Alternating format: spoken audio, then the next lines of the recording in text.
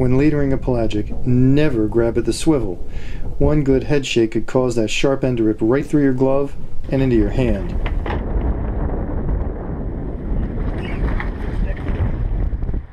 Nice shot, Brian. Nice, guys. Nice. Here you go. Okay. Instead, always grab well below the swivel, and be prepared to release the line in case the fish surges. Nice and easy. Wait. Stick 'em. Yeah.